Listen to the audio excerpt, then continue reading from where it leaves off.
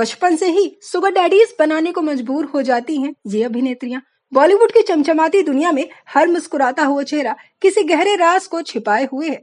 कुछ लड़कियां सिर्फ एक ही फिल्म से सुपरस्टार बन जाती हैं, दुबई, पेरिस और मालदीव्स जैसे फॉरेन ट्रिप्स में भी जाने लग जाती हैं, और तो और महंगे महंगे ब्रांड्स का इंडोर्समेंट्स भी करती हैं। फिर अचानक से यही अभिनेत्रियां बिजनेस वुमेन भी बन जाती हैं। तो फिर बात ये आती है कि क्या ये सच में टैलेंट है या फिर बचपन से ही कोई पावरफुल बिजनेसमैन इन्हें ग्रूम कर रहा था। दरअसल गाइस, पहले के टाइम पर कोई भी एक्ट्रेस, चाहे स्टार किड हो या फिर आउटसाइडर हो, वो 100 से 150 फिल्में करती थी, लोगों का दिल जीतती थी, इसके बाद ही वो सुपरस्टार का टैग हासिल कर पाती थी। लेकिन आज के समय में ऐसा नहीं है। हाई पीआर मार्केटिंग के इस जमाने में जो अभिनेत्री जितना ज्यादा इन्वेस्टमेंट डाल रही है, वो उतनी ही ज्यादा हाइप को बटोर पाती है और उतनी ही ज्यादा सक्सेस को भी। कई सारे स्टार किड्स इंडस्ट्री में आने से पहले ही काफी ज्यादा पॉपुलर हो जाते हैं, और तो और उन्हें फिल्में, ब्रांड सब कुछ बड़े इजीली मिल जाता है। और फिर जब वो एक के बाद एक कई सारी फिल्में कर लेते हैं तो बिजनेसमैन भी बन जाते हैं। दरअसल इस सारे केसेस में सुहाना खान, अनन्या पांडे, सनाया कपूर, जानवी कपूर जैसे काफी सारे क्लासिक केस भी हैं। दरअसल हम जानवी कपूर के केस को लेते हैं, जिसे द मॉडर्न किंगमेकर केस भी कहा जाता है। डेब्यू के टाइम से ही जानवी कपूर वोग के कवर फेस में नजर आ रही थी। इसके अलावा वो काफी बड़े बड़े ब्रांड्स के एंडोर्समेंट्स भी कर रही थी। कॉफी विद करण में भी नजर आई थी। किसी भी स्ट्रगलर को ये मौका नहीं मिलता है। कहा तो ये जा रहा था कि जानवी कपूर के पीछे ना सिर्फ बॉलीवुड की एक बहुत बड़ी लॉबी, बल्कि कुछ बिग कॉर्पोरेट्स भी हैं जो उनके पीआर को संभालते हैं और उन्हें बड़े बड़े रोल दिलवाने में मदद भी करते हैं। वो सिर्फ एक एक्ट्रेस नहीं है, बल्कि ब्यूटी एंड फिटनेस प्रोडक्ट्स की ब्रांड ओनर भी है। बिना किसी बिजनेस डिग्री और एक्सपीरियंस के उन्होंने सब कुछ बड़ी आसानी से हासिल भी कर लिया है। जानवी कपूर को मीडिया में काफी ज्यादा हाइप मिलता है, बावजूद इसके कि एक के बाद एक उनकी फिल्में फ्लॉप हुई हैं। किसी आइटम सॉन्ग से भी उन्होंने ज्यादा तारीफें नहीं बटोरी हैं, लेकिन इसके बावजूद मीडिया उन्हें ओवर हाइप करने का कोई मौका नहीं छोड़ता है। इसी से पता चलता है कि ये एक्ट्रेस को काफी ज्यादा पीआर का सहारा लेना पड़ता है। हालांकि केवल बॉलीवुड ही नहीं, साउथ की एक्ट्रेसेस भी इसमें पीछे नहीं है। दरअसल इसका क्लासिक केस है हंसिका मोटवानी।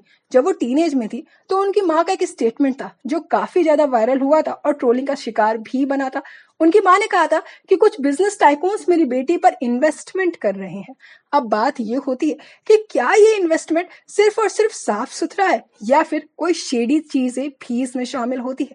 तो guys, let me tell you, यहाँ पर अभिनेत्रियों को कठपुतली की तरह ट्रीट किया जाता है। जहां पर सिर्फ और सिर्फ उनका फेस होता है, उन्हें फ्लेक्सिबल बनने पर मजबूर किया जाता है। जहां पर उनसे कहा जाता है कि किसी भी तरीके के कॉम्प्रोमाइज करने से आपको मना नहीं करना चाहिए। सब कुछ ऑन पेपर होता है और इसीलिए इसे कास्टिंग काउच 2.0 का नाम भी दिया गया है। वेल गाइस, हंसिका मोटवानी को टीनेज से ही कई सारी फिल्मों में लीड रोल मिलने लग जाते हैं। फिर वो फॉरेन ट्रिप्स में जाती हैं, बड़े बड़े ब्रांड्स का एंडोर्समेंट करती हैं और अचानक से एक अमीर बिजनेसमैन से शादी भी कर लेती हैं। केवल इतना ही, बॉलीवुड के आइटम सॉन्ग्स की इंडस्ट्री भी इससे अछूती नहीं है। नोरा फतेही, जो कि इस समय की सबसे बड़ी आइटम गर्ल मानी जा रही है, उनके दुबई से कनेक्शन सामने आए हैं। दरअसल उनका कोई फिल्मी बैकग्राउंड नहीं है, ना तो कोई एक्टिंग स्किल्स है। बावजूद इसके बड़े बड़े आइटम सॉन्ग्स उनकी झोली पर आ गिरते हैं, ब्रांड एंडोर्समेंट्स भी, और वो दुबई में काफी बड़ी आलिशान जिंदगी को एंजॉय भी कर रही हैं। उनका नाम सुकेश चंद्रशेखर के केस से भी जुड़ा था, जिससे उन्होंने महंगे गिफ्ट्स और कार्ड्स भी रिसीव करे थे। अफवाह ये है कि एक मिडिल ईस्टर्न बिजनेसमैन उन्हें स्पॉन्सर भी कर रहे थे। लोगों का कहना है कि वो सिर्फ एक्ट्रेस नहीं, बल्कि पास्ट में ग्लैम नेटवर्क का हिस्सा भी रह चुकी हैं। साउथ की जानी मानी अभिनेत्री श्रेया सरन का नाम भी इसी लिस्ट में आता है, जिन्होंने काफी कम फिल्में करी हैं, लेकिन बावजूद इसके वो काफी आलीशान जिंदगी को ऐश भी करती हैं। उन्होंने शिवाजी द बॉस में काफी ज्यादा तारीफें बटोरी थी। इसके बाद उनका करियर बिल्कुल फ्लैट हो जाता है। इसके बावजूद भी पार्टीज में नजर आती हैं, इंटरनेशनल इवेंट्स में नजर आती हैं, एक्सपेंसिव वैकेशंस में भी, और अचानक से वो रशियन बिजनेसमैन के साथ शादी करके सेटल हो जाती है। ज्यादातर अभिनेत्रियों के पीछे स्पॉन्सरशिप इन्हीं बिजनेस टाइकून्स के होते हैं, जो बचपन से ही इन पर इन्वेस्ट कर रहे होते हैं। हाई पीआर मार्केटिंग होती है और इसीलिए वो टैलेंटेड एक्ट्रेसेस को रेस में काफी पीछे छोड़ देते हैं। हालांकि मैं आपको बता दूं कि फिल्म स्कूल से निकलने वाली एक्ट्रेसेस थिएटर में जाती हैं, ना तो उनके पास कोई पीआर होता है और ना ही कोई गॉडफादर, और वही इनविजिबल लॉबीज वाली इन एक्ट्रेसेस पर कई सारे स्पॉन्सरशिप्स होते हैं और इसीलिए वो काफी जल्दी सक्सेसफुल भी बन जाती हैं। ये अभिनेत्रियां फिल्मों में काम करने के बाद ही कोई बिजनेस खोल लेती हैं, जिसके बाद ये मीडिया में काफी ज्यादा ओवर हाइप करी जाती हैं वुमेन एम्पावरमेंट के नाम से। बल्कि सच तो ये है कि इस बिजनेस को वो संभाल ही नहीं रही होती है, ना तो इनके पास कोई नॉलेज होता है, ना ही एक्सपीरियंस होता है।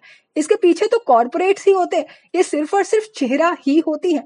और इसी वजह से इन अभिनेत्रियों को सिर्फ फेस वैल्यू के तौर पर ही इस्तेमाल किया जाता है। हालांकि मैं आपको बता दूं, आलिया भट्ट, श्रद्धा कपूर, कृति सेनन का केस इसमें काफी क्लासिक भी रहा है।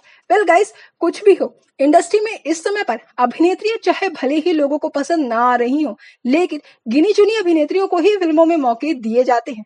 टियर 1 और टियर 2 की इन एक्ट्रेसेस को ही लगभग हर स्क्रिप्ट हासिल होती है और इसीलिए बॉलीवुड में ये शेडी नेटवर्क्स अब काफी ज्यादा डिमांड में भी है और अभिनेत्रियां इसीलिए अब एक्टिंग से ज्यादा नेटवर्क बनाने में फोकस करती हैं और उस तरीके की परफॉर्मेंस नहीं दे पाती हैं जो लोगों का दिल जीतने के लिए जरूरी होती है।